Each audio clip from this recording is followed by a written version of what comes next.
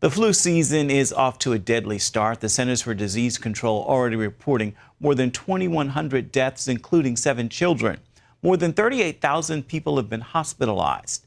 CBN medical reporter Lori Johnson shows you how you can protect yourself and your family. 14 mostly southern and eastern states are currently experiencing the highest level of flu activity, with many others not far behind. The majority are influenza A, a highly aggressive strain.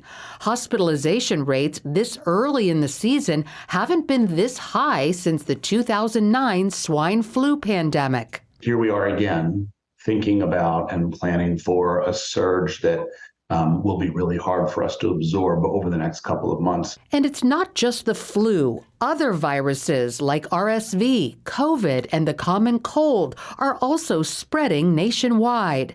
Doctors say the best overall protection includes vaccination when possible and strengthening the body's immune system. 70 to 80% of your immune system is actually physically located in your gut. A strong immune system can be traced to higher levels of good bacteria in the intestines, as these organisms can recognize and act when harmful viruses enter the body. And that results in the release of something called interferons. And interferons are called interferons because they interfere with viruses. And then the interferons are the beginning of this immune cascade, this whole series of events of killer T cells and antibodies that all rush in to protect us from the virus. Good bacteria are tiny living organisms found in certain beverages and foods like kimchi and yogurt, as well as some probiotic supplements. Once these good bacteria are ingested, it's important to feed them so they grow and multiply. Their favorite food? Fiber. 30 different plant foods per week was a sort of magic number for a healthy microbiome. And so you get credit for fruits, vegetables, nuts, grains, seeds, spices, herbs, all of it. I can get 10 different plant foods into a bowl of oatmeal. And while fiber strengthens the gut, certain medications can harm it. So talk to your doctor about whether you really need certain antibiotics or antacids. Stomach acid is one of your body's main defenses against viruses.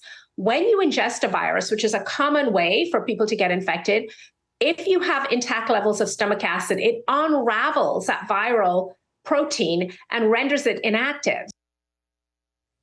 So while we may not be able to avoid this season's viruses, we can take action to prevent being derailed by them. Gordon. All right, so what can we do to begin building up our immune systems? Well, the Building a Better Gut is a great place to start, and we have a wonderful booklet called Build a Better Gut that has a lot of this information. It's really important, and all you have to do is go to cbn.com or call our phone number, and has a lot of that information. Also, vaccines. Doctors say it's not too late to get a vaccine. They're only offered for COVID and for the flu, so not for RSV or the common cold. And believe it or not, Gordon, a strong, healthy gut helps the efficacy of vaccines. All right, well, let's talk about antibiotics. Someone very near and dear to me doesn't want to take antibiotics because it might affect his gut and wipe out all the good bacteria. So what should people do if their doctor says they need to take an antibiotic? I know who you're talking about, someone very near and dear to me too, and our viewers as well. And so, yeah, that's true. Antibiotics kill bacteria, not just the bad ones, but the good ones as well. But we need to remember that antibiotics are a gift from God. Antibiotics save lives, but they're often overprescribed. So do talk to your doctor about whether you really need one. And if your doctor says, yes, you have to have it, then take it. And here's what you do is you also take a probiotic supplement at the same time. So, for example, if you have to take an antibiotic twice a day, say 8 a.m., 8 p.m., try to take your probiotic in between, like at 2 o'clock in the afternoon, and make sure to eat a lot of those probiotic or prebiotic foods, the fiber, to feed those good bacteria. And then when you're finished with your antibiotic, continue taking that probiotic and eating those wonderful prebiotic foods, the fiber, for at least a month afterwards. All right, well, we're getting ready to have Thanksgiving, and I know in my home the pie making actually starts today.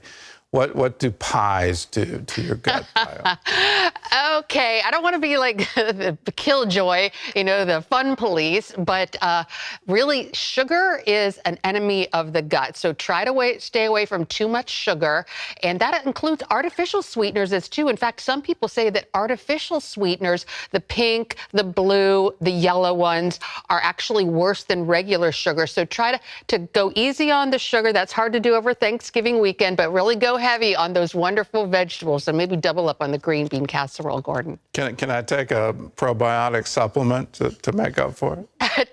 to make up for it, it would absolutely help. All right. Well, everyone I know that's gotten the flu, it's all because they have kids at school, and so the kids are getting it at school and bringing it home. Everybody's getting sick. So how should parents know when it's safe to send their children back to school? Well, there's a real tug of war going on right now between school nurses and parents, because parents are sending their kids back to school too soon. The way you know when it's safe to send your child back to school is if he or she has no fever for 24 hours without being medicated. So if you have to give your child Tylenol to get their fever down, they're not ready to go back to school. Usually it takes about a week for a child to recover from one of these respiratory viruses, and that's a real problem for parents these days, Gordon, for a number of reasons. Number one, a lot of parents work and they don't get paid if they have to stay home and take care of their child. And so we've got inflation and the holidays coming up.